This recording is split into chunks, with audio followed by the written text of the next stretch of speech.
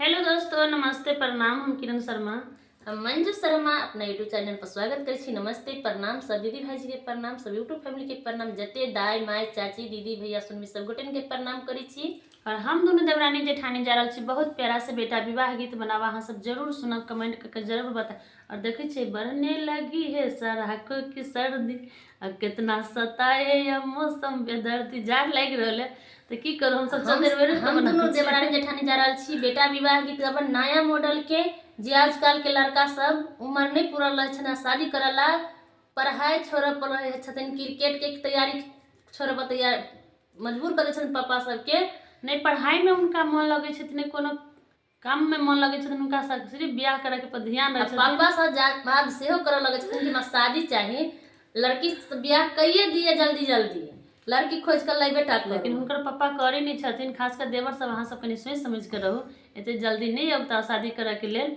और जरूर अहाँ सबके शादी हेबे करत, इनकी जार में नहीं तो अगला साल जार में जरूर होत। लेकिन हम दोनों देवरानी जेठानी जो गीत बनैलिए बहुत प्यारा सा गीत है। अहाँ सब जरूर कमेंट बॉक्स में लिखब किनका से अब नहीं मान लगई कॉलेज के पढ़ाई में, अब नहीं मान लगई कॉलेज के पढ़ाई में, शादी करबैयो पापा जनवरी और फरवरी में, शादी करबैयो पापा जनवरी और फरवरी में, अब नहीं मन लगई कॉलेज के पढ़ाई में, अब नहीं मन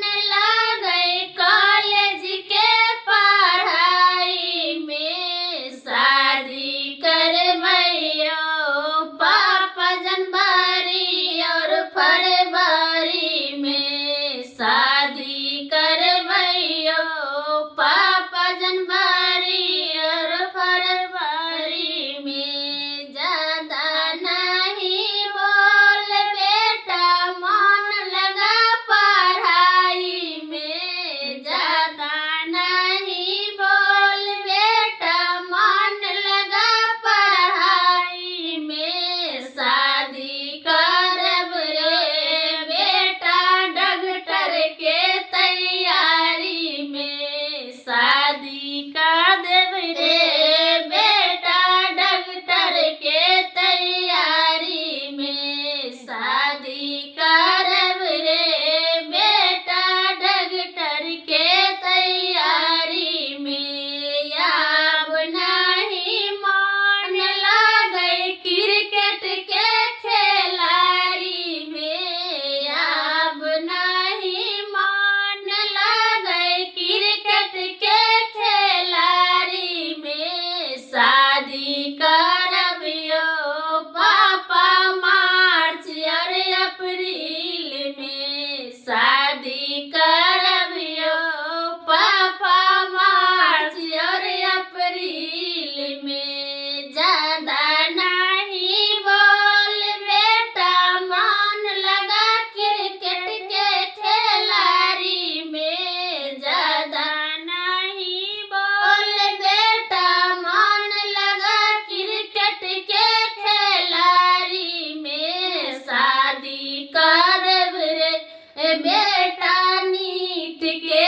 तैयारी में, शादी करब रे बेटा नीट के तैयारी में, शादी करब रे बेटा नीट के तैयारी में, अब नहीं मन लगई डॉक्टर के पढ़ाई में, अब नहीं मन लगई डॉक्टर के पढ़ाई में, शादी करबैयो भाईजी जूनियर